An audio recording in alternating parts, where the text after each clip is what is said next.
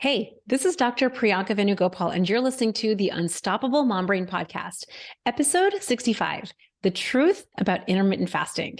I am so excited to bring you today's episode, which is going to cover all of the details about intermittent fasting.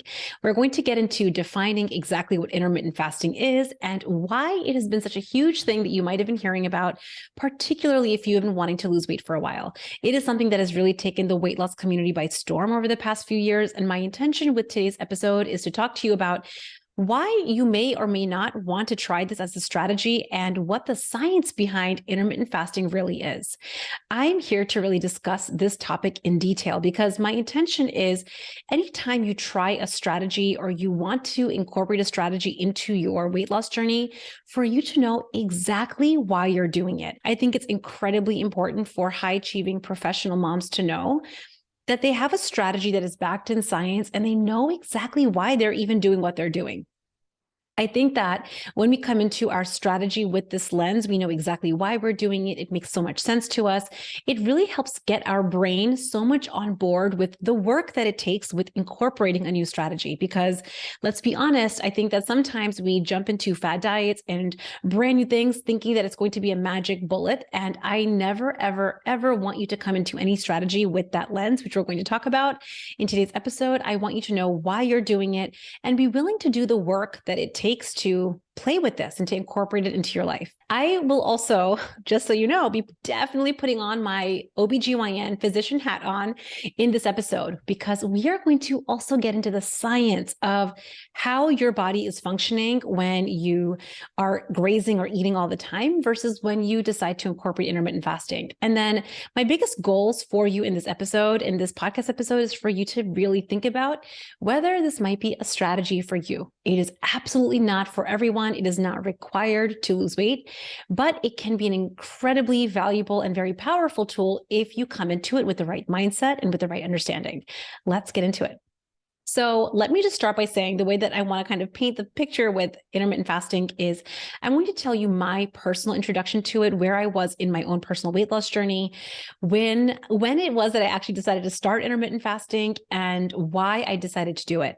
And then I'm going to kind of walk you through some of the pros and cons with intermittent fasting, who intermittent fasting is not for, absolutely, and who might benefit from it. And then at the end of today's podcast episode, I'm going to walk you through a step-by-step process for how you can incorporate it into your life if it is something that you are actually interested in trying. Now, just the fact that this podcast is a little over a year old, and this is the first podcast episode that I'm fully dedicating to intermittent fasting, speaks volumes. And I did this on purpose because I think before you incorporate intermittent fasting into your strategy, it's really important to change your relationship with food, change your relationship with weight loss, with setting goals, with hitting them, and absolutely with yourself, which is why a lot of the podcast episodes up until this point have really focused on hunger and satiety and high quality ingredients and managing your normal human brain, especially the high achiever brain and her tendencies, because coming into intermittent fasting with the right mindset and with the right perspective is how you're going to set yourself up for success in implementing it as a very robust tool.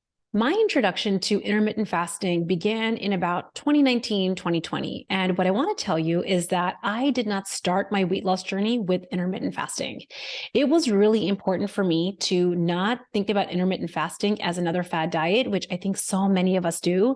You think about keto and juice cleanses and Whole30 and paleo, you name something that you've read about on the internet that you find or hear everybody trying. And the first thing that high achievers want to do because they want to solve this problem is to jump onto the next diet like it's just the next best fad. And I knew that because I understood the science of weight loss and I understood the science of intermittent fasting, I knew that I wanted to come into the strategy with a little bit more perspective, and I wanted to change my relationship with food before I did that. So what I want to share is that at my heaviest, I was a little over 200 pounds. And my very first step before I ever touched intermittent fasting was taking a break from flour and sugar, specifically very highly processed foods, for three reasons. Number one, I really wanted to teach my body how to burn her fat and to do so more effectively and efficiently. I'm not going to get into the science of that piece of what flour and sugar does and why it makes fat loss harder. You can get that in episode 15. But that was really important for me to become a fat burner because I wanted to teach my body to burn her fat. And the second piece of it was to do it while enjoying the way I eat. So up until, again, a few years ago, I really attached a lot of my comfort, my pleasure, my relaxation with food. I used to have my nacho nights and my nacho Dorito dinners and my wine nights and Netflix movie binges. And it was always attached with food. And the second piece that I really wanted to do was to teach myself how to feel comfort, relaxation, and pleasure, which we talk about on this podcast, without food. The third thing that I really wanted to do was I wanted to get my hunger under control. Because I had, up until 2019, really been eating a lot of flour and sugar, processed foods, not even really thinking about really the quality of the ingredients that I had been eating, my body was at that time a sugar burner, which means I felt irritable when I didn't get food often. I felt kind of like worried about when I was going to get to eat next. I worried about feeling possible hunger. I woke up feeling hungry and I went to sleep, like basically snacking right up until the moment I went to bed. And so it was important for me to, when I started my weight loss journey, to eat in a way that, first of all, taught my body how to burn her fat and to eat in a way that I could imagine sustaining in the long run. As I've shared on the podcast before, I did this by eating a full variety of food. So I ate healthy fats, protein, and complex carbohydrates, and I loved the way that I was eating. I think I cannot stress enough how important it is for you to love the way you eat while you lose weight if you want to keep your ride or die BFF, which is the way you eat, with you forever. If you don't love the way you eat, I promise you're going to abandon it at some point along the way. So it was important for me to find a way of eating that lightly tweaked the way that my family typically eats, and to do so in a way that took a break from highly processed foods. That did not mean low carb or no carb. It's important to mention that on this episode because we're going to be getting into the science of intermittent fasting, that to lose weight, you don't ever have to do low carb or no carb. You can have healthy, complex carbohydrates and still lose weight at the same time. Most high achievers are completely disconnected at the head, like severed right at the head. We're so used to counting points and calories and logging macros. We're used to looking at the clock for when we're supposed to eat, that we've become extremely disconnected from the actual signals that our body is giving us in real time. And that was the next piece of my work. The next piece of my work was to really pay attention to what hunger actually feels like, what satiety actually feels like. And rather than using calories and points to determine how much food I ate, rather than measuring food or using plate sizes or pre-portioned meals, I learned the skill of listening to my body in real time, understanding that hunger is a normal sensation, that hunger is never a problem and never an emergency. Like I discussed in episode 57, the hunger tool, that we can actually change our relationship with hunger and understand that we can feed ourselves in a way that really feels truly sustainable. Now, I'm really emphasizing this very importantly in this episode because changing your relationship with hunger, I think, in my opinion, is incredibly important before you consider trying intermittent fasting. And that's because intermittent fasting centers around the premise of having periods of time that you fast, right? You're going to spend some hours or some periods of time, which we're going to talk about, that you're not eating food. And so if you have a contentious relationship with not eating food, if you have a contentious relationship with being in a fasted state, if you have a contentious relationship with the idea of a whisper of a hunger, you're not setting yourself up for success, right? So what we want to do first and foremost is clean that up completely before we embark on intermittent fasting. I also want to just share as a side note, I remember one of my favorite memories as when I was an OBGYN in practice. Tuesdays used to be my main days on call at the hospital. And one of my favorite memories was being on the labor floor, going down to the cafeteria, which had the best salad bar ever. Like they would make your salad in the way that you wanted them to make it, but it wasn't like a rabbit salad, like lettuce and carrots. It was hefty. So my salad would have beans and chickpeas and vegetables and big gobs of full fat ranch dressing. And you better believe 99% of the time, I would get a side of French fries. I lost a little over 60 pounds while eating French fries. Now, here are the caveats. I didn't eat French fries every single day or with every single meal.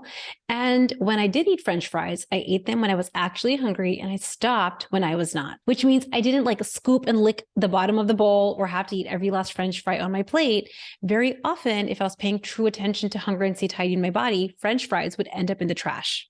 I'm sharing this on purpose at the start because I had to change my relationship with hunger and satiety and absolutely with food before I embarked on this journey with intermittent fasting. What I focused on before I ever embarked on intermittent fasting was loving the way that I eat, not feeling deprived or focusing on the foods that I quote unquote couldn't have, taking a break from highly processed foods to teach my body how to burn her fat, and making sure that I really paid attention to hunger and satiety. And what was crazy about this, and you'll find this to be true if you tried this as well, is that means eating less food than you are typically used to. We're so used to eating when we're not hungry. We're so used to eating because other people are eating, or maybe it happens to be 12 o'clock, so you think you're supposed to eat, or maybe you're eating cold scraps off of your kid's plate. Maybe you're just munching on something because you're bored. High achieving professional moms are very used to eating when their bodies aren't hungry. And so we're eating a lot more food than our body actually needs. So the very first thing you're going to notice is it's pretty surprising when you pay attention to hunger and satiety, how much less you will eat. And the reason for me sharing this is for me to embark on that piece of my weight loss journey, I had to feel sufficient and taken care of. And what I mean by this is I had to decide that I was willing to change my relationship with food. I had to learn how to feel sufficient and taken care of without my Cool Ranch Dorito dinner and my glasses of wine at night. I had to teach myself like a new skill, how to feel taken care of and sufficient without the food. And that also meant making myself a promise. And that promise was, listen, if you ever get hungry, I promise you, I will not deprive you. If you really get hungry, I promise you we will eat. If you have to spend many, many hours in the OR, or if you have a really long case, or if you have back-to-back meetings and you experience hunger, it's not a problem. I promise you, I will feed you soon. And this might sound silly, this way of talking to ourselves, about food and eating and our bodies. But when you kind of incorporate this into your way of losing weight, into how you want to talk to yourself about weight loss, you will also feel welcome relief and comfort in doing the hard work that it takes to lose weight. After I did this for about 4 weeks or so, where I took a break from flour and sugar and simply ate when I was hungry, stopping when I was not, I noticed, it was kind of crazy, the massive changes and differences that I noticed in my body. I absolutely, of course, noted that the scale was going down. I was losing weight, but more than that, my body felt better. I felt lighter. I felt more even with my energy. I wasn't having so many highs and lows. I noticed, this is the biggest one, that I wasn't waking up feeling incredibly hungry. And this was when I decided at this point, after I could feel like my body had gotten used to burning fat for fuel and I wasn't feeling hungry all the time, that this would be a great opportunity for me to incorporate intermittent fasting. I share this because this way of kind of entering the journey of intermittent fasting set me up for success. I'm emphasizing this before we get into the science of intermittent fasting because one of the biggest mistakes I see high-achieving professional moms make is jumping into a new strategy like intermittent fasting, like it's a magic bullet that's going to take away every single weight loss struggle. This is a serious mistake, and I do not encourage you to go into intermittent fasting or really any strategy with that mindset. You have to first start with changing your relationship with food and teach your body to burn her fat before embarking on intermittent fasting. And then when you decide to incorporate it, if you decide to incorporate it into your weight loss journey, then you know that you're making a strategic decision. And when you make a strategic decision, you get to really weigh the pros and the cons and whether or not it's beneficial for your life. I personally experienced so many benefits by incorporating intermittent fasting, and I want to get into what exactly intermittent fasting is, how it works, and the science behind it, and then we're going to get into how to implement it. Let's get into really what intermittent fasting actually is and then the science behind it. So to define intermittent fasting, think about your day split into 24 hours as it is. And intermittent fasting describes a period of time that you dedicate to being in the fasted state. So being fed means that is a time period with which during which you're eating. And then in the fasted state, that is a time period with which you're giving your body a break. So even if you're not physically eating food, like you're not like putting food in your mouth, chewing it and swallowing it, if your body needs energy, she will eat in the form of your fat stores. She will access the stored energy in your body when she's hungry. So fundamentally, intermittent fasting is giving your body a break from eating food. And if you really think about it, all of us are already intermittent fasting. If you think about how many hours a night you sleep, whether it's as little as 6 or as much as 10, that time is a time period that you're not eating food. That is considered a fasted state. So for me, when I first kind of embarked on my own weight loss journey, I was not sleeping very well. I was sleeping super late at night because my husband and I would do our cheese, crackers, and glasses of wine with our Netflix binge, like probably right up until 11 p.m., sometimes midnight. And then we would go to sleep. And then we'd have to wake up in the morning, right? Like 6 or 7 in the morning, the kids are waking up. We have to get them ready for school or, preschool and then head off to work. And so I would say that initially my fasted state was about 6 hours. And the reason for that is I would wake up really hungry. This is again, before I was ever a fat burner. So I'd wake up hungry. And the very first thing I would do after I got the kids ready would be to have breakfast. So either oatmeal or eggs is when I would start my day. So I would break my fast. That's where the word breakfast comes from, breaking fast, pretty early in the morning, around 7 in the morning. And then I would go about my usual day. Every few hours, I would feel hungry and feel the need to eat. Now, what ended up happening for me as I first did the break from flour and sugar and focused on just my hunger and satiety is I noticed just that first step of taking a break from processed foods allowed me to not feel so hungry all the time. Like I was sharing at the start of this episode, one of the reasons that I even embarked on the no flour, no sugar and taking a break from highly processed foods was because I really wanted to recalibrate my hunger hormones and teach my body to burn fat. And so I noticed that I stopped feeling super hungry in the mornings within a few weeks of me incorporating the break from flour and sugar. The next thing that I decided to do as I brought in the intermittent fasting was by extending my fasting period by just a couple of hours. So instead of eating at 7 in the morning, I would push breakfast off until 9 a.m. And instead of snacking all the way up until 11 o'clock at night, I would stop eating for dinner around 8 or 9. So I immediately turned what was a 6-hour fasting period into a 12-hour fasting period.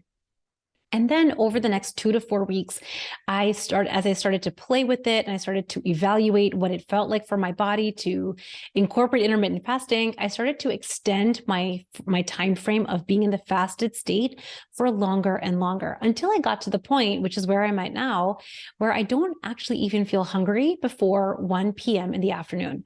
Now, if I could have heard myself saying this a few years ago, I would not have believed it because I used to wake up so hungry. Breakfast was my favorite meal of the day. I would not believe that I actually don't feel hungry until 1 p.m. But this is what happens when you really teach your body to burn her fat for fuel. The other thing that was really important was to really stay hydrated. So I wasn't waking up in the morning hungry, but I really made sure to drink plenty of water. And you can absolutely have coffee or tea with some heavy cream in the fasted period, and it won't affect your fast. It won't break your fast. So for me in the morning, instead of having eggs or oatmeal, I used to have coffee with cream. And I didn't really even feel hungry at that time until I got to that point where I had my personal level of hunger that I like to get to around noon or 1. And that would be when I would have my first meal of the day. And then between lunch and dinner, I typically didn't snack because again, I wasn't too hungry until dinner time around 7 or 8 o'clock, which is when I would eat my typical dinner. Over time, I want to say that this took probably another 4 to 6 weeks. I very slowly and incrementally went from basically having a 12-hour fasting period to a 16-hour fasting period. And it was crazy because I think in the beginning, I would pay attention to the clock. I would take a look and see, when am I feeling hungry? When am I eating? Just so that I was gathering data. But over time, because I just was paying more attention to my body and my hunger and satiety cues, I just stopped feeling hungry early in the morning. And very naturally, what was the crazy part?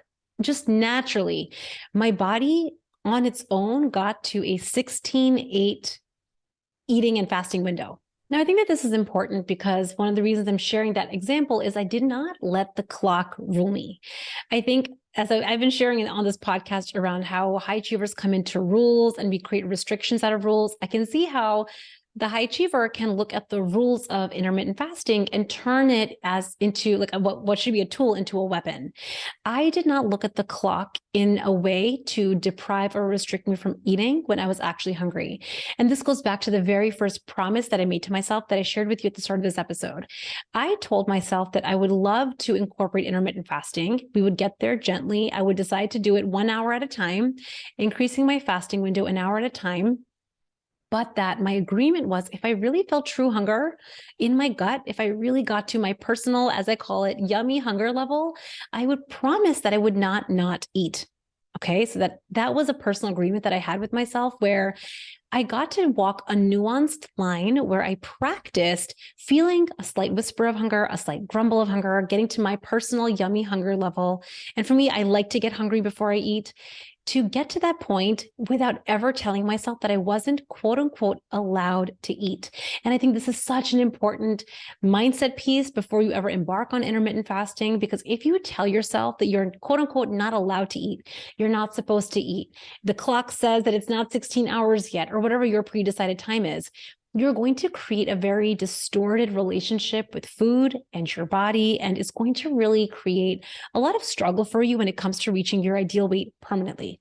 So let's just get into why did I even want to bother with intermittent fasting? Like I was doing pretty well with taking a break from highly processed foods. My body was already really responding. I had so much more energy. I didn't feel like the afternoon dip in the usual fatigue that I used to feel. I felt lighter in my body. The scale was absolutely trending down. So like, why did I even bother incorporating intermittent fasting?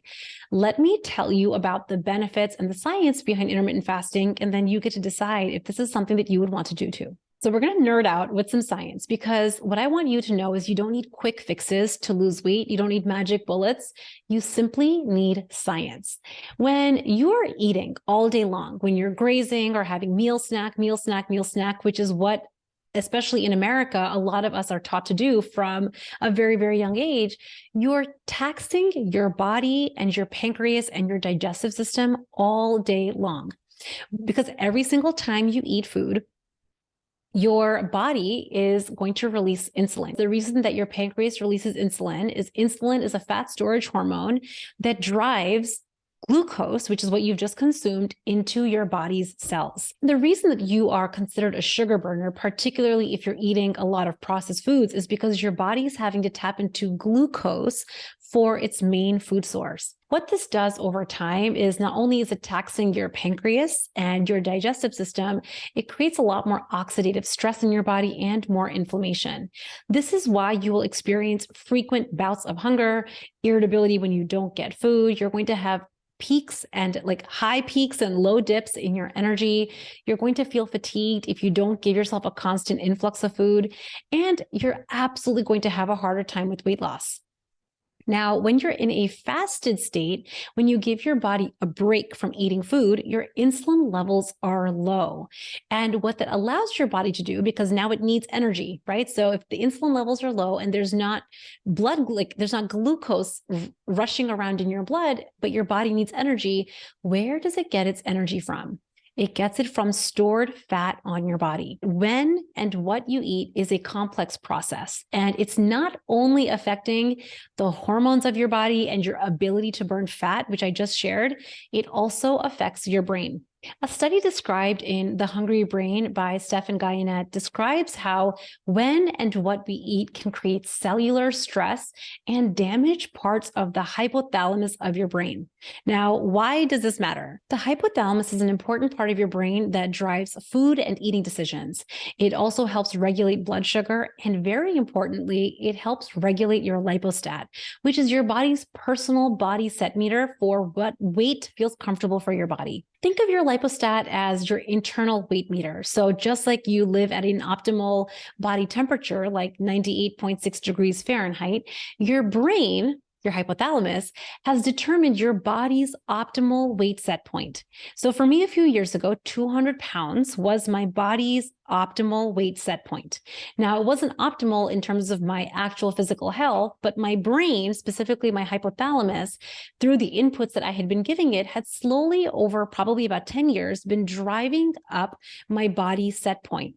This is what I like to think about as the slow creep up or the slow weight gain. When I tried losing weight in the past using my old strategies of counting points and calories and macros, I would notice an increased desire, increased irritability, increased craving, increased hunger, even fatigue, simply to drive me to eat. Now, our brains are brilliant, right? Why does our brain ever do this? It's doing this because it wants to maintain its personal internal body meter, its internal body set point. Now, this process is way more complex than we can get into on this podcast episode, but suffice it to say, your internal lipostat is dictated by your brain. And what it's important to understand is that when you eat food and the types of foods you eat play a significant role in what your lipostat is going to be. Here's how it works. You eat food and it enters your stomach. As it enters your stomach partially stretches and starts to digest the food. Partially digested food starts to slowly enter the small intestines. There are special cells in the small intestines that can gather which nutrients you've been eating: carbohydrates, protein, and fat. These specialized cells in your gut, in addition to the stretching that your digestive system has experienced, start signaling to your brain via the vagus nerve how you just ate. And this is what will signal your gut and your pancreas to release a whole number of hormones, including insulin and leptin. And in a complex pathway that's still being researched, will eventually signal to your brain, specifically the hypothalamus, how satiated you actually are. Now, the crazy thing is, none of this is happening consciously. High-achieving professional moms are living their busy lives. You're running around after the kids, after work. You're multitasking with your emails and your laundry and your task list. All of this is happening in the background in your subconscious, and you're not even aware of it. So why am I sharing it with you now? Why is understanding the science of intermittent fasting, the science of fat loss, so important? It's to really help your brain see that the types of foods you eat, the quality of foods you eat, and when you eat plays a significant role in how your brain perceives the way that you're eating. Here's the kicker. This is not driven by calories. Research has shown that you can have calorie-dense meals that have a lot of calories, but if they have a low satiety factor, which means if your hypothalamus does not get the signal that you are satiated by the types of foods you're eating, your body will not feel satiated, which is why it will be easy to overeat. This is why a potato chip, which has a low satiety index factor, and a potato feel so different. In a nutshell, eating more food than your body needs is not only making weight loss hard or your pants more snug. It is actually driving up your lipostat, your internal body meter for what it thinks your body should be at, and it's making weight loss feel harder because it's making you want food more. Here is the best news. You can reverse all of this. And this happens in the form of strategic decisions, deciding the types of foods you're going to eat, how much you're going to eat, and when you're going to eat. Keeping your leptin and insulin levels low are the key to driving this reversal. I feel like I could go on and on and on this topic, and I kind of did, but I think it was important to give you this level of in-depth overview for what is happening in your body every time you eat. That your brain, your digestive system, your pancreas are all being taxed every time you eat, and overeating is creating an imbalance in your body that makes weight loss harder. For an even deeper dive on the science and on the processes that are happening in your brain and your body, I strongly recommend reading The Hungry Brain by Stephan Guyenet and The Obesity Code by Jason Fung. So we just covered some of the science benefits and the health benefits of giving your body a break and having periods of fasting where you're not constantly taxing your system. But I also want to talk about the non-science and non-health benefits of intermittent fasting and taking a break from constantly grazing and eating all the time. From a practical standpoint, I remember for me, when I started eating in a shorter window, I was prepping fewer meals. And it's crazy how much time and bandwidth I saved just from that, not thinking about breakfast snack, lunch snack, dinner snack, just focusing on fewer meals in the day saved me an incredible amount of time and bandwidth in the way that I was going to eat. I think so many humans, this is just across the board in general, are thinking about food all the time. What are we going to eat? What's the next meal? When are we going to eat? How much are we going to eat? What are the kids going to eat? It's constant. And I think that if you really think about how much bandwidth we spend on food, it's not surprising that food has gotten so much significance. I think for what I experienced in my own journey in weight loss, in taking the break from flour and sugar, focusing on hunger and satiety, and definitely when I introduced intermittent fasting, is I started to give other parts of my life more significance.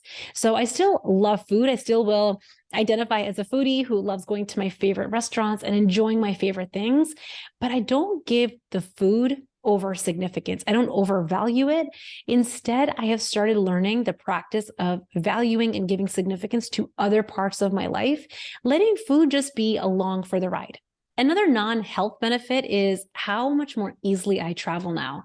If I have a long car ride or an airplane ride, I used to think about like, I need to pack the snacks. Am I going to take a burrito on the plane? Am I going to grab a slice of pizza or a bagel? Like, what am I doing for this plane ride?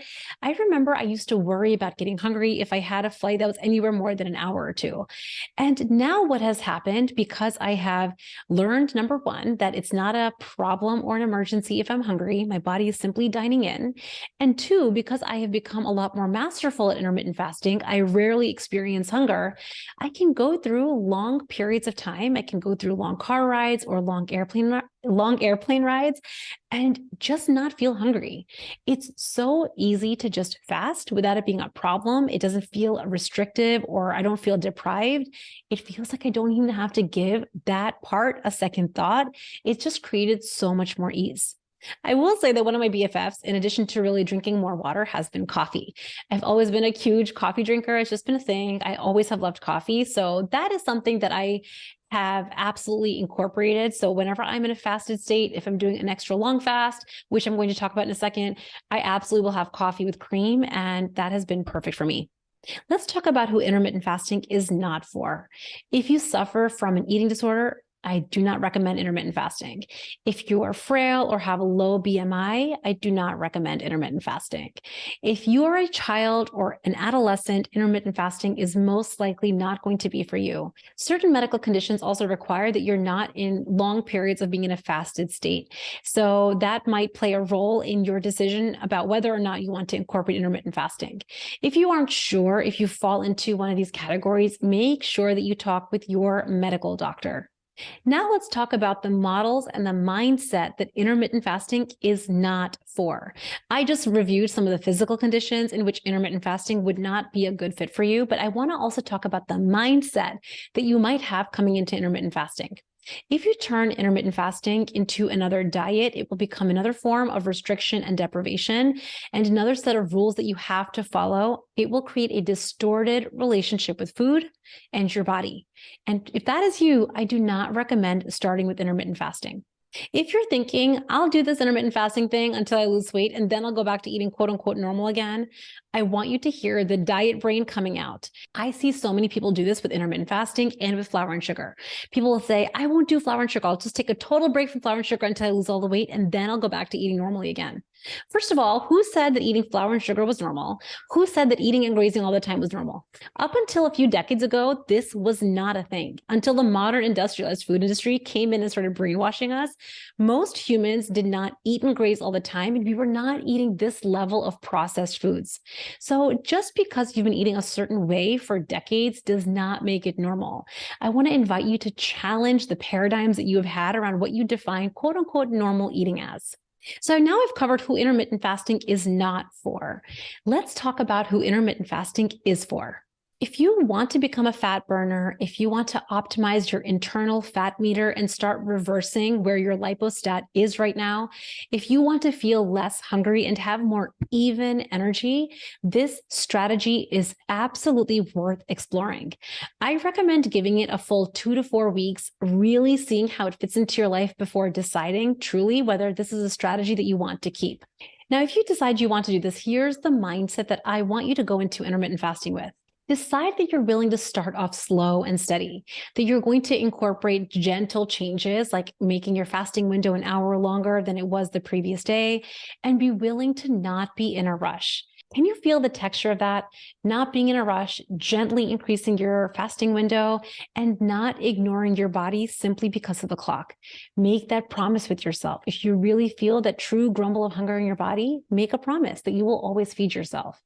I think that when we have this level of personal trust, that type of relationship with ourselves, it allows us to strategically play with tools like intermittent fasting so much more effectively. For me personally, I started gently. And as I shared, I eventually started doing 16/8 fasts, not because it was intermittent fasting, but simply because that's when my body naturally started experiencing hunger.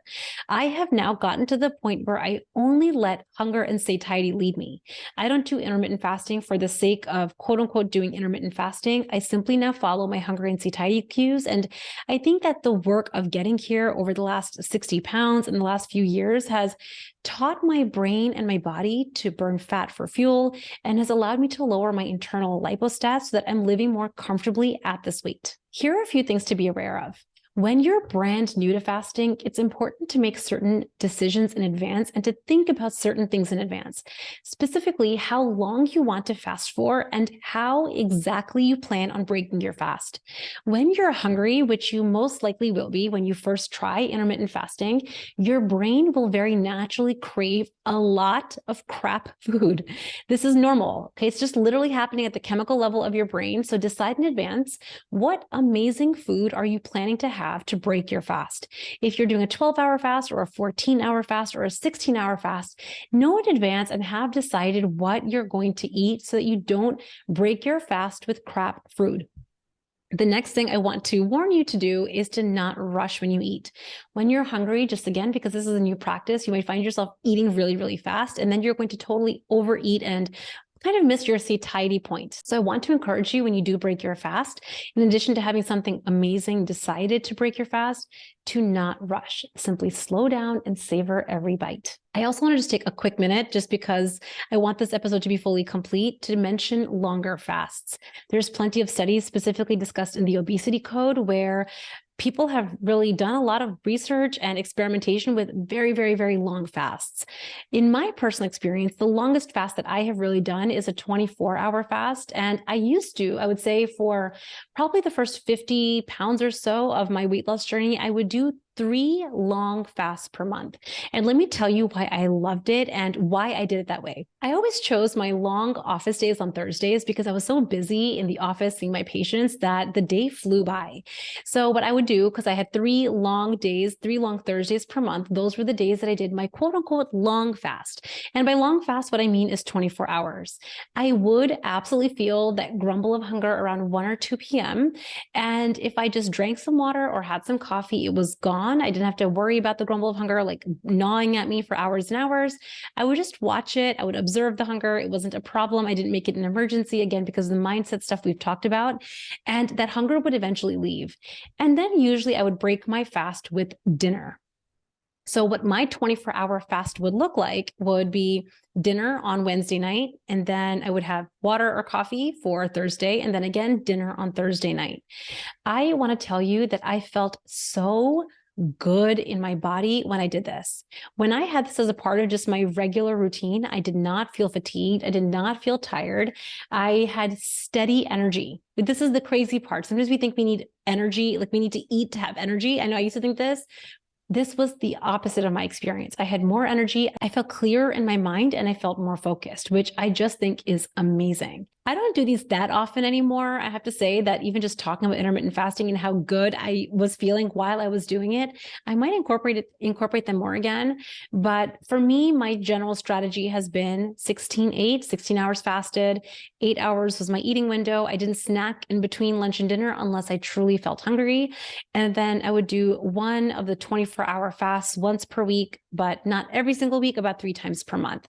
This is something, if you're interested in this, if you fall into the category of people that wants to try this, I recommend being willing to play. Be willing to play with what feels good for your body, what feels sustainable for you, because the intention of intermittent fasting of 16/8 or 24-hour fast is not to help you lose weight and then you go back to eating in a totally different way. You want to lose weight in the way that you plan on sustaining it. And I think that that's really important in how you make this decision. There's a Yoda quote from Star Wars that I'm officially obsessed with, and I think it ties in really well here. Do or do not. There is no try. So what I want to share with you and why I'm telling you about this quote is whatever strategy you decide to pick, whether it's taking a break from flour and sugar, eating when you're hungry, stopping when you're not, intermittent fasting, or a mix of all three, don't try it. Don't just try intermittent fasting. Try no flour, no sugar. Don't just try to lose weight. Decide what you're going to do. Decide that you're going to do it and come in with that level of commitment. Let me wrap up this episode because this was a fairly lengthy and robust episode with a recap and my step-by-step process if this is something that you want to do. Step 1 is your mindset. Don't try, decide. Answer these 2 questions. Do you want to do this? Do you want to do intermittent fasting? And why? Why do you want to do intermittent fasting? You have to love your reasons and go all in. And once you do that, don't question yourself. Step 2. Set yourself up for success in advance. This means don't just jump into intermittent fasting randomly while you're a sugar burner who's used to grazing and feeling hungry all the time. Make decisions, be specific, and go in stages. Be willing for it to be slow and steady. So maybe you take the first 2 to 4 weeks and take a break from highly processed foods. Then maybe you start paying attention to hunger and satiety. And when you feel ready, start intermittent fasting with a window that feels reasonable to you. Make sure you stay hydrated and well rested as you're incorporating this new strategy. Step 3, decide your eating window. Start small and go slow. Maybe it's 12 hours on, 12 hours off, or 14 and 10, or 16 and 8. Be willing to play with it and experiment as you decide what's going to work for you. Step 4, know how you will break your fast in advance. Choose delicious, high-quality foods. Know that your brain is going to want to crave going crazy. Don't do that. Eat well and eat slow.